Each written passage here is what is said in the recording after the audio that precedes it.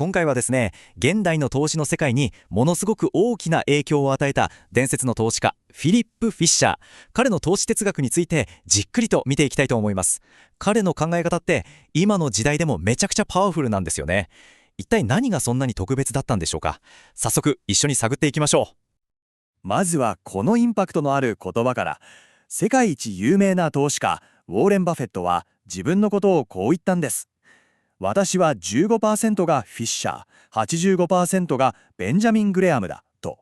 これってどういうことかというと、もちろん土台には師匠であるグレアムの数字に基づいた分析がある。でもそれだけじゃなかった。バフェットを今のバフェットたらしまたその残りの 15%、本当に質の高い会社を見抜く目、これを彼に教えたのがフィッシャーだったというわけなんです。じゃあそのフィリップ・フィッシャーって一体どんな人だったんでしょうか。彼は1907年生まれのアメリカの投資家で、彼の書いた普通株式と非凡な利益っていう本は今でも成長株投資のバイブルみたいに言われています。この本で彼がやったこと、それはとにかく数字だった当時の投資の常識をガラッとひっくり返すような画期的な考え方をまとめたことだったんです。フィッシャーの考え方のコア、これがまたすごくシンプルで力強いんですよ。安い株を探すな、素晴らしい企業を探せ。たったこれだけです。でもこれ当時の常識からしたら革命的なことだったんです。つまり目先の安さじゃないと、本当に大事なのはこれから何十年も伸び続ける可能性を秘めた、そういう本物のビジネスそのものを見つけ出すことなんだって言ったわけですね。じゃあ具体的にどうやって安いものじゃなくて素晴らしいものを見つけるんでしょうか。当時の主流だった投資のやり方と比べてみると、フィッシャーの凄さがよーくわかるんですよ。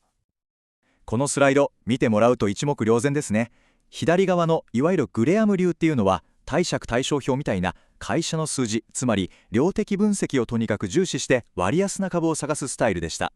でもフィッシャーは違った。右側を見てください。彼が見ていたのは数字の向こう側にあるもの。例えば経営陣は優秀かとか、この先もずっと成長できるかっていう、いわば質の部分なんです。今の値段より未来の価値、ここに注目したんですね。じゃあフィッシャーが言う素晴らしい会社って具体的にはどんな会社なんでしょう。ポイントは大きく3つあります。まず1つ目は売上と利益がずっと長い間ちゃんと伸び続けていること。2つ目はライバルには簡単に真似できないような強力な競争力を持っていること。そして3つ目が経営陣が正直でめちゃくちゃ優秀であること。大事なのは目先の話じゃないってこと。10年いや20年先まで成長できるかっていう視点なんです。さて、ここからが本題です。じゃあそんな素晴らしい会社をどうやって見つけるのか。フィッシャーはそのための超強力なツールを2つ僕らに残してくれたんです。それが15のポイントとスキャタルバット法。これめちゃくちゃ面白いですよ。まずはこの15のポイント。これはですね、投資したい会社をチェックするための15個の質問リストみたいなものです。ただこれ勘違いしちゃいけないのが、学校のテストみたいに全部丸がつかなきゃダメってわけじゃないんです。むしろその会社を深く知るための、考えるための道具箱みたいなイメージですね。例えばどんな質問があるかっていうと、この会社の製品将来性ある？とか、研究開発にちゃんとお金かけてる？利益率ライバルより高い？それから経営陣って株主のことちゃんと考えてくれてる？みたいな、かなり本質をつくものばかりなんです。